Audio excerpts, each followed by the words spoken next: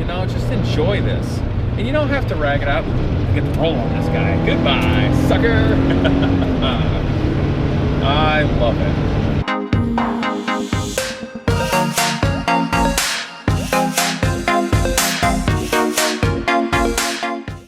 What's up, people? So today I thought I would do a driving review of the budget Porsche 944. Yes! So for those of you just joining, this is a 1983 Porsche 944. Has just a tick over 100,000 miles. And I bought it for $3,000 from a very nice man who got tired of a Porsche snob trying to beat him up. So he sold it to me for a very nice price because he liked my style. And I was gonna fix the car up and enjoy it the way it's meant to be. Since that time, with the videos, I've done a number of those, replacing the timing belts for both the balance shafts as well as, of course, the engine camshaft, as well as the water pump, a number of things, including the gasket for the cam housing to the engine. And all those things are going really well. Actually, just today, I did have to fix one thing. The bolts holding on the air conditioning compressor worked their way out and came out. The air conditioner was jammed. I'm like, why is it squealing? The belt's tight. Yeah, well, it's because the belt's basically the only thing holding it on. So I found some bolts and I put them in. And it should be okay. But anyway, I'm having a drive and just wanted to chat with you guys all about it.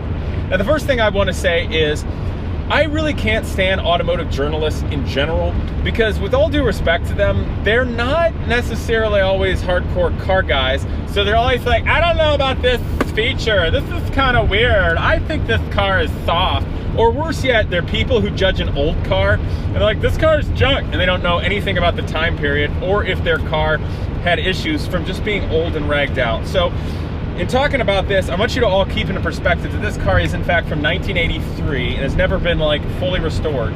So it's always going to be a sports car from 1983. But I can tell you this, is the door shut?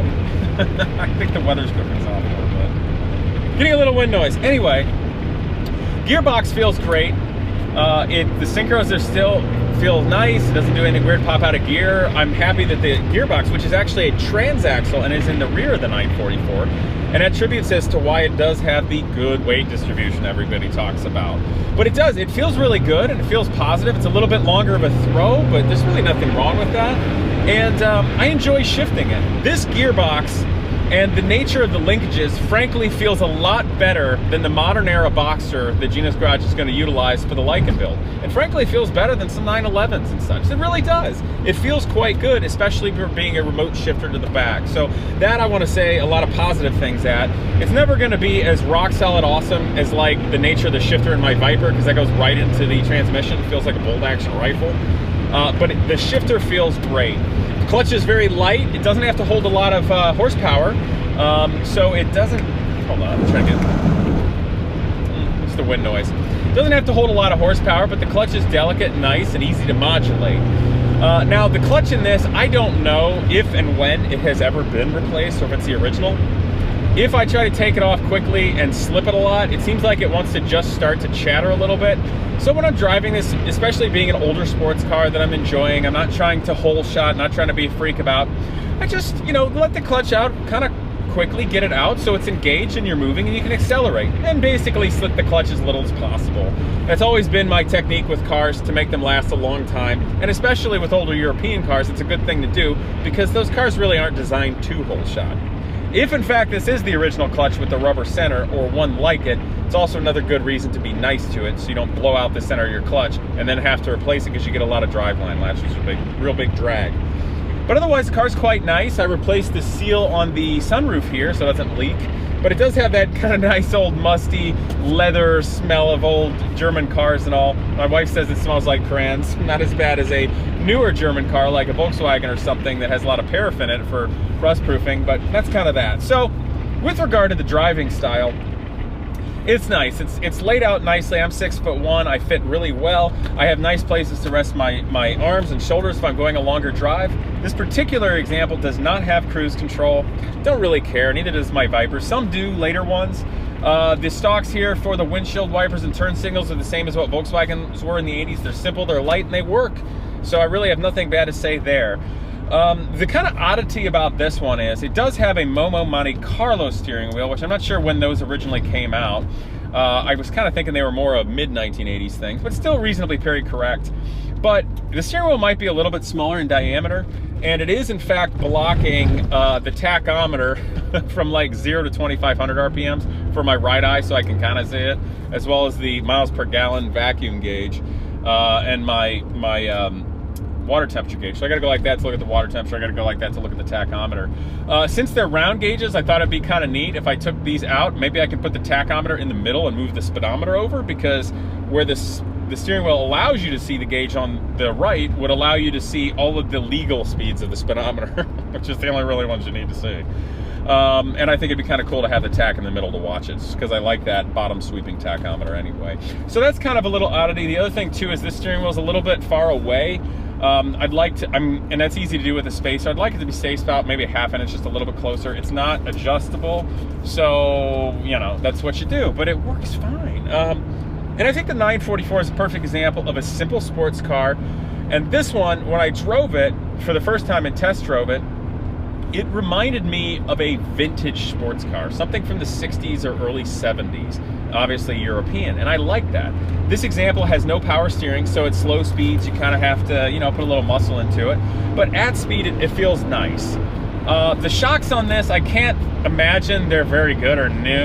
I'm waiting until the oncoming traffic goes away so I don't scare them. It's a lot of body roll, it's pretty mushy.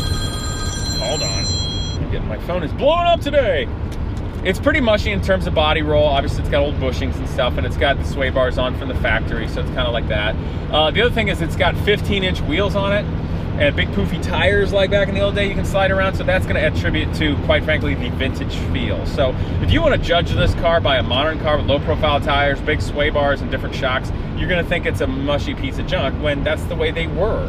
But, you know, and honestly, if you want to talk something positively about it, first of all, the tires are inexpensive to replace. I got some Coopers, they feel fine, they perform well enough for what this car is capable of, and with the big sidewall, I could drive this up and down I-75 going towards Detroit and really not worry about destroying wheels and getting there. So there are some real-world benefits to having older things like that. The brakes are just a touch on the mushy side. I bled them all, they're all pretty nice. The pads had meat on them, I don't know what pads are on it. So I could do something with that, but you know, they brake well, everything's working. So I really didn't knock myself out trying to make it too perfect, because it's just not, it's not a rocket ship. It's a nice little sports car that if you maintain it is going to be reliable and pleasant. In terms of the climate control, I've just got a couple of old school sliders here with actual mechanical pull cables. Things that generally don't break, like garbage new cars and all their stupid electronics to fail so you have to buy a new one. I am blowing up today, you guys. Okay, I know, you're trying to call me. So anyway, let me turn this to silent.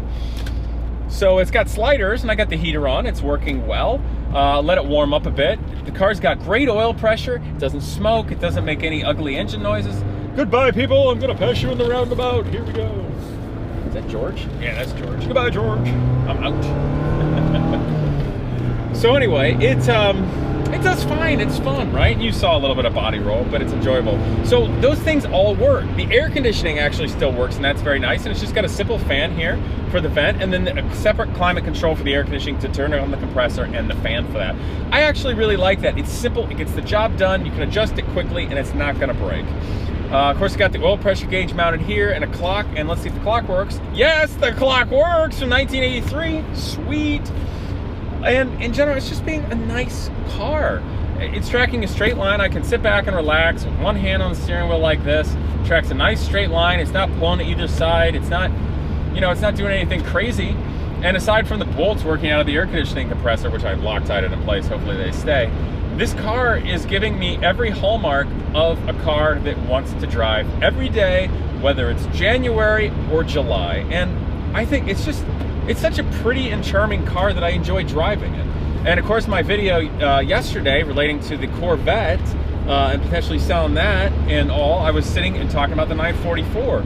And it's true, people are trying to inflate the prices right now of these things, but they made a lot of them, and they're just, I don't know, it's like the collectors don't have enough things to gentrify. And I just hope that the 944s stay attainable by reasonable people, because this is such a great sports car, European sports car, kind of vintage now.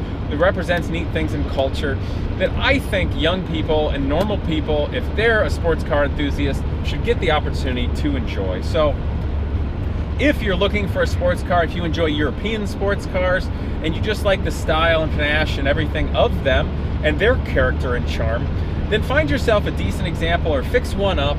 Obviously, if it's got a blown up motor or there's big crazy things going on with it, you're gonna put a lot of time and more money, so you wanna try to find an example that's halfway decent that you can fix up along the way and enjoy.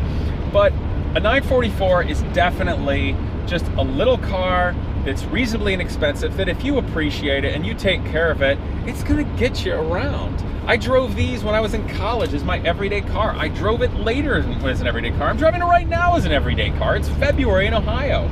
And I'm gonna drive it tomorrow out of town to an important business meeting, and I kind of need it to get me there, you know, and be on time. It's pretty important. So I think we're gonna be just fine. And it's also something that it just gives you a lot of pride of maintaining, and it doesn't matter if it's a rocket ship. It doesn't matter if it's worth a fortune. It just doesn't matter of these things because it's charming and you can enjoy it. The pop-up headlights are fun from the 80s. They just add to it. It's got a great shape that no cars have today. They don't. Cars are getting boring looking today unless you got supercars, and even supercars are getting wacky looking. So it's something that I think stand the test of time, and it's the perfect first vintage car or older car for younger people. In fact, I get a young person tomorrow coming to interview for Genius Garage. He's apparently driving his 944 he fixed up from, like, I don't know, Virginia or somewhere. It's crazy, but it's cool. I think it goes to show. So I'm really enjoying it. I like the way the gearbox feels, and it's a fun car just to blast around in a little bit. You know, just enjoy this, and you don't have to rag it out. Get the roll on this guy. Goodbye, sucker. I love it. And I hope you guys get to enjoy it too. It's not a car to abuse, it's a car just to enjoy for the character it is. I don't think you need to go crazy modding it out, just maintain them. Maybe put a fun steering wheel on it. Maybe put on a new gas pedal with a little bit of a wider spot on the left so you can toe heel it efficiently. You could stand from putting on a little bit better shocks, maybe upgrading your brake pads, decent tires, but just little basic things like that, and it's gonna enjoy it. Maybe an exhaust that makes a little bit of a growl, and that's really all you need to do. That's really it, and it's just gonna be a pleasant car. As for the people that LS swap them, I've seen that, and looking at the car and thinking about it, honestly, I don't think I'm against that. I think that'd be a lot of fun. Keep in mind though that the transaxle is really not rated for that kind of torque and horsepower, so if you start hole shotting a 944 with an LS in it, you're gonna break the transaxle pretty soon. But if you're reasonably nice to it and apply the power reasonably, I think it's gonna last quite a while. So you can have a lot of fun there. But keep in mind, if you want to hole shot it, if you want to drag race it, whether it's got the stock engine or you put an LS or it's a turbo, these weren't meant to be hole shotted cars. Just keep that in mind, okay? The Europeans aren't really into drag racing. They're into road racing, which is a different thing. But that's really it, guys. I just wanted to have this drive with you guys to come along. I'm really just driving today normally. I'm not out joyriding, just going somewhere. But that's the most special thing about having an interesting car that you can drive every day. Because life, I feel like Ferris Bueller right now. Life is tough. If you don't stop and look around once in a while, you might miss it. And for me, driving an interesting car is my solace, because that half hour that I have to go from one place to another, I get to listen to whatever music I want, I get to drive how I want, and with a stick shift, I have a little bit of a challenge that keeps me on my toes and, you know, connecting with the machine and having a little bit of fun. So that's why it's so great to have a sports car, because even if you can't go on vacation, even if you're overworked, even if you can't find any time to yourself, then make the drive home, the drive to work special. And that's that. And beyond that, if you maintain something like this, it's still gonna be worth what you paid for it. So why lose money hand over fist to depreciation? It can really work in your favor. But I hope this inspires you all to find an interesting car that you enjoy, that fits the bill for you, to get hands-on, buy some tools, learn from YouTube videos, and get at it, even if you've never gotten an opportunity to do that before. But always be safe, take care of your cars, make good, sound decisions, and whether it's foreign, domestic, Japanese, German, English, or American, doesn't matter. Just have a good time with your car. Hope you guys will share this, and naturally, like, comment, and of course, subscribe. See you guys next time. Let's go, people! I have cars to drive.